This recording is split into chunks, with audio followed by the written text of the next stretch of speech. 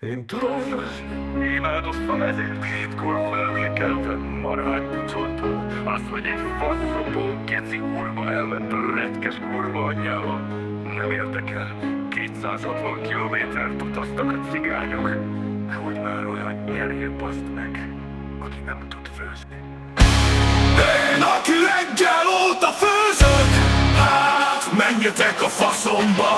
Baszd meg, a kecibe szórakoztok velem. Hagyjatok már, baszd meg, mi a fasz szavazzak. Ez egy főzőverseny, baszki, hát mit szavazzak? Mit szavazzak, baszd meg? Mit? Hogy a pincér csinálja meg az étteremben. Hétkor pucoltam a marha pörköltet, faszobó. Baszki, gyere ide, tüske csak, gyere most mondd el. Aki erősít, megáll leüttem. Hétkor elkezdtem pucolni a marha pörköltet. Mi a faszomra szavazzak?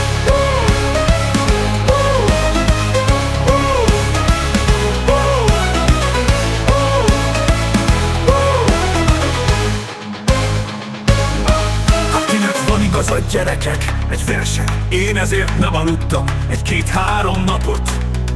A mennyasszonyomat üstöltem, hogy pucolja a krumplit. Érted? Pucolta a krumplit. A pap Dani, baszd meg! Úgy, hogy neki családi programja volt, baszd meg! Rohangált ide, hogy a terítést ide hozza.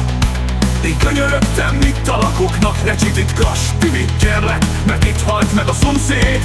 És akkor szavazzuk meg, hát nyerjen olyan, aki nem tud főzni. Nyerjen a Rómeó! Ez egy főzőverseny. A Rómeó tud úgy főzni, mint én. Rómeó, szerinted tudsz úgy főzni, mint én. Jó, de azt megcsináltam.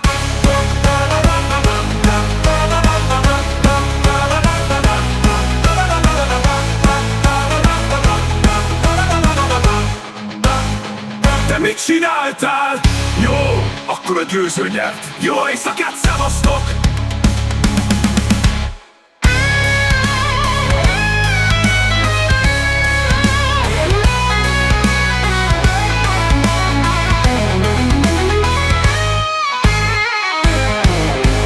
Főzőverseny, baszki, hát mit szavazzak? Mit szavazzak? Mit szavazzak, baszd meg? Mit? Hogy a pincér csinálja meg az étteremben. Hétkor pucoltam a marha pörköltet, faszopó! Baszki, gyere ide, tüske csak, gyere most mondd el. Aki erősít, megáll leüttem. Hétkor elkezdtem pucolni a marha pörköltet. Mi a faszomra szavazzak?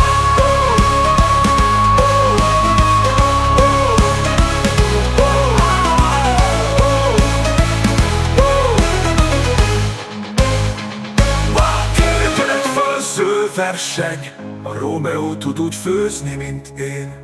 Rómeó, szerinted tudsz úgy főzni, mint én? Jó, de azt megcsináltam. Te mit csináltál? Jó, akkor a győző nyert. Jó éjszakát, szevasztok!